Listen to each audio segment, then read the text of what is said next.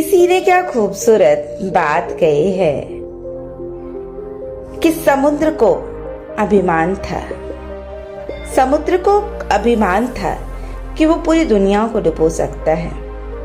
इतने में एक तेल भी बूंद के रूप में आया और बस उस पर तैर कर निकल गया। नमस्कार दोस्तों, ईश्वर सदैव आपका भला करे और आपकी झोलियां ईश्वर के आशीर्वाद से हमेशा भरी रहे। तो दोस्तों, आज बात करेंगे एक कहानी जो बताती है कि जिस दिन से हमें अहंकार हो जाता है अपनी किसी भी सामर्थ्य का, उस दिन प्रभु हमारे दर्प को कैसे तोड़ देते हैं। तो ये कहानी है श्री कृष्ण भगवान की। एक बार द्वारिका में रानी सत्यभामा के साथ वो सिंहासन पर विराजमान थे। उनके निकट ही गरुड़ और सुदर्शन चक्र भी मनुष्य के रूप में बैठे हुए थे और तीनों के चेहरे पे दिव्य तेज झलक रहा था।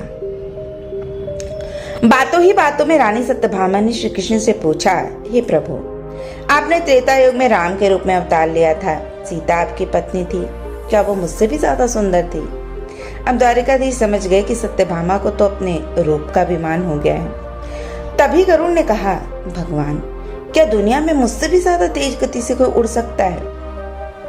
अब उधर सुदर्शन चक्र से भी रहा नहीं गया और वो भी कह उठा, भगवान, मैंने बड़े बड़े युद्ध में आपको विजयश्री दिलाई है, क्या संसार में मुझसे भी शक्तिशाली कोई है? अब भगवान श्री कृष्ण धीरे धीरे मुस्कुरा पड़ते हैं और वो जान जाते हैं कि इन तीनों भक्तों के अहंकार को दूर करने का समय आ गया है। अब ऐसा सोचकर उन्होंने गरुड़ से कहा कि हे गरुड़, तुम हनुमान जी के पास जाओ और कहना कि भगवान राम, माता और सीता के साथ उनकी प्रतीक्षा कर रहे हैं। अब गरुड़ भगवान की आज्ञा लेकर हनुमान को लाने चले गए। उधर श्री कृष्ण ने सत्यभामा से कहा कि देवी, आप सीता के रूप में तैयार हो जाएं, और स्वयं द्वारिकाधीश ने राम का रूप धारण कर लिया। मधुसूदन ने सुदर्शन चक्र को आज्ञा देते हुए कहा कि तुम महल के प्रवेश द्वार पर पहरा दो और ध्यान रहे, मेरी आज्ञा के बिना महल में कोई प्रवेश न कर सके।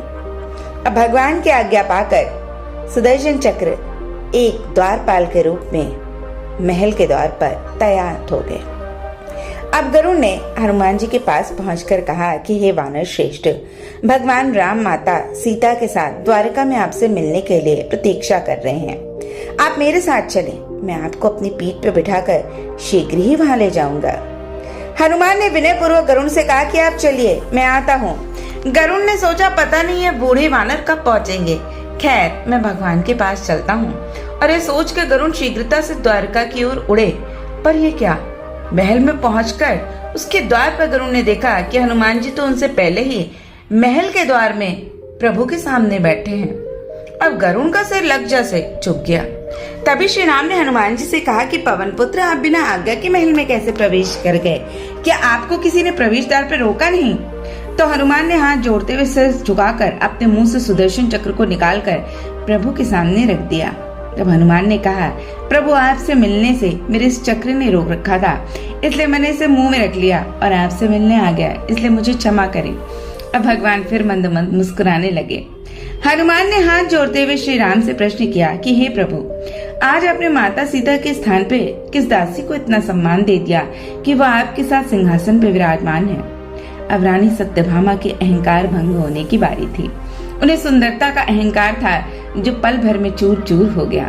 रानी सत्यभामा, सुदर्शन चक्र व गरुड़, तीनों का गर्व उसी वक्त चूर चूर हो गया और वो भगवान की लीला समझ गए और तीनों की आंखों से आंसू बहने लगे और भगवान के चरणों में झुक गए कि अद्भुत लीला है प्रभु आपकी। तो दोस्तों, इंसान को सबसे ज्यादा क्या चीज जरूरी होनी चाहिए, वो ये है कि वो अपना काम करे, अपनी भक्ति, अपनी पूजा पाठ करे, लेकिन कभी इस चीज का अहंकार न करे कि उससे श्रेष्ठ कोई नहीं है। क्योंकि आत्मविश्वास एक बहुत अच्छी चीज है, लेकिन जब वो आत्मविश्वास अभिमान में बदल जाता है, वही हमारे पतन का कारक बन जाता है।